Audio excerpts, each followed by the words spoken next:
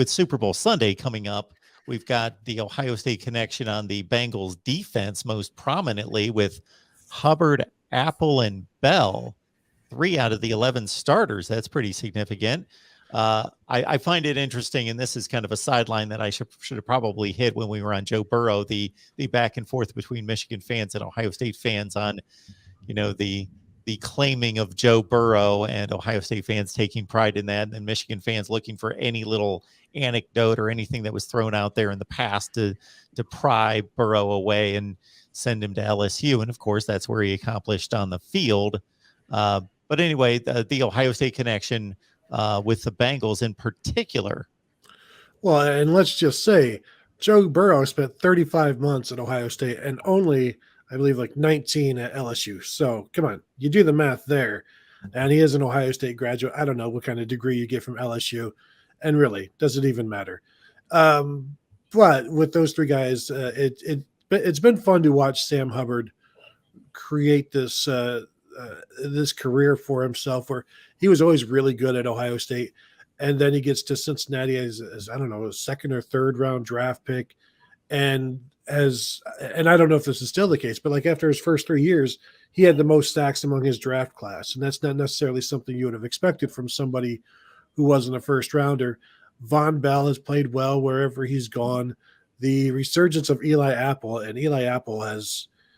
He loves to talk on Twitter, and people hate him for it, and he is okay playing the villain, which is, it's a dangerous thing in terms of you have so many people who don't like you, and then you just encourage more of it, and then you have to live up to this villainous nature that you're creating on the field, and it's difficult for a corner because there are no such things as perfect corners, and eventually something is going to happen to you where everybody is going to enjoy seeing your comeuppance. I feel bad for Jordan Fuller that he's not able to play for LA, being on injured reserve. Like, this is a guy who was a 7th round draft pick, number 199 overall, like Tom Brady, was a starter as a rookie, and then was headed for the Pro Bowl and got injured, and so he's missing out on this. So in terms of covering all of these guys, Jordan Fuller is one of the better dudes that we've ever covered in terms of just as a person and academic All-American several times over.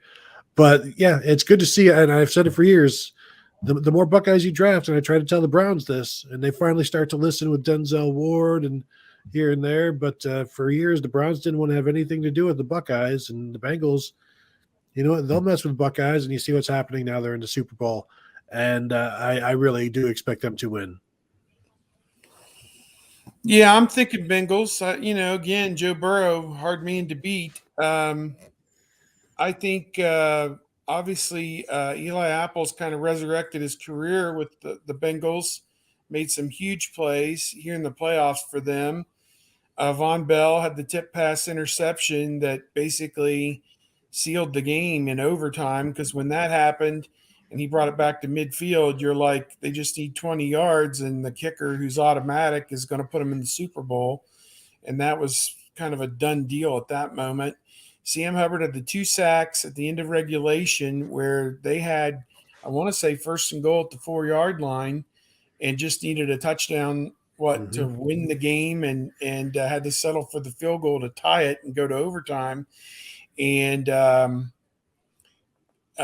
second one, he knocked the ball loose, where if the Bengals were somehow able to fall on that, the game would have been over and the Bengals would have won right there at the end of regulation. So I don't know. Those guys all played an integral role. And Isaiah Prince, there's been a lot said about the offensive line, how bad they were. They gave up 9 sacks to Tennessee the week before and just won in the AFC Championship game to Kansas City. We'll see how they do against Aaron Donald and the Rams in the Super Bowl. But, this is something, for a young guy that could kind of, transcend his career as well as he kind of gets going as an offensive lineman in the National Football League. So lots of like there beyond even Joe Burrow, whether he's Ohio State, LSU, or Athens, Ohio, however you want to put it. So much to get excited about. And, looking forward to Sunday night. Even though I'm Browns through and through, I'll be watching just to see how it all unfolds. And I'm old enough to remember the Bengals' two previous Super Bowls in '82 and '88, or whichever Januaries those were. But it was those were exciting times, and we'll have it again here this weekend. I was told that I went to interviews yesterday at Ohio State. This is funny.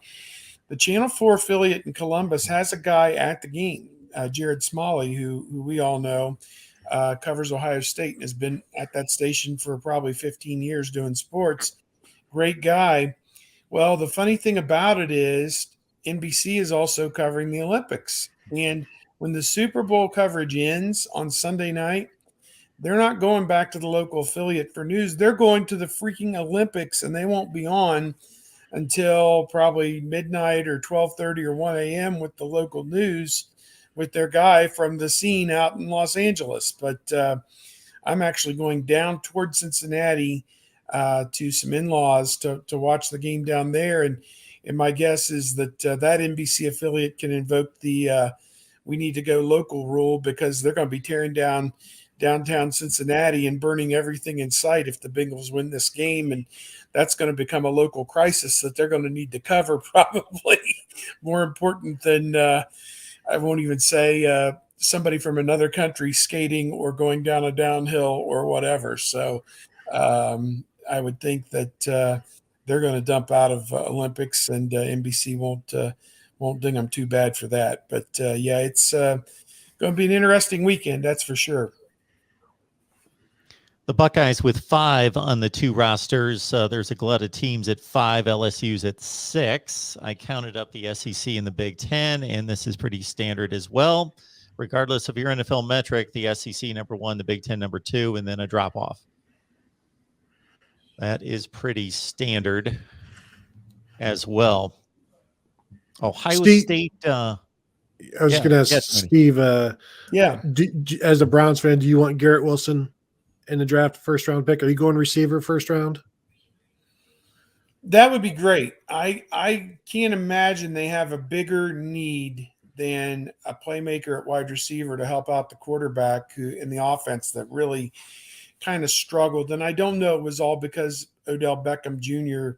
left or anything like that. I mean, he wasn't any great shake for them before that. And I know a lot of that was tied up with the quarterback as well. But they do need some receiving threats. And, I think Olave has the potential to play in the NFL for about 10 or 12 years as like a technician and a grinder and a big play guy.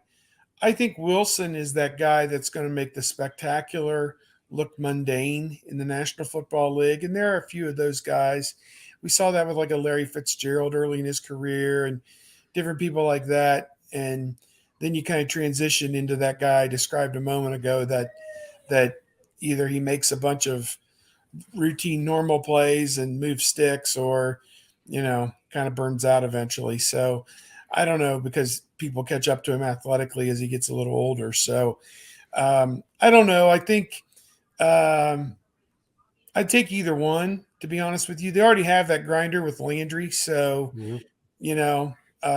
Olave would maybe be a little bit redundant with Landry.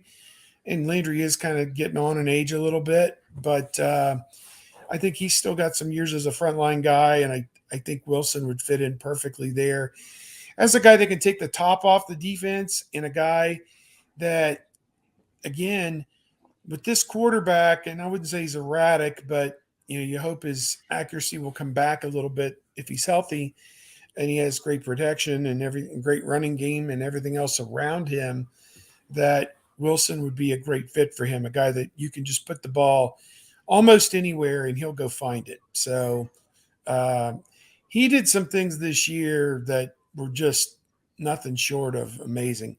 Was it the Purdue game where he had 4 touchdowns and they were like, one of them was like running on a reverse. One of them was like a short pass. He took the distance. One of them was on a crossing route and the other one was on a bomb. It was just kind of like he scored 4 different ways and really, really highlighted what made him so special to me. And so whoever gets him is getting a great talent. And my hope, the Browns really screwed up by beating the Bengals in that last game. I don't know if it cost them a spot or two or what, but if somebody within a spot of them or two of them takes Wilson, I'm not gonna be happy. So I'll just put it that way. But I will say this: if the Bengals do win the Super Bowl, I don't think the Ravens or the Steelers beat them twice, but I know the Browns did. So Best team in Ohio. best team in Ohio. You may be the best team in the world. We're the best team in Ohio. And as we know, it's Ohio against the world.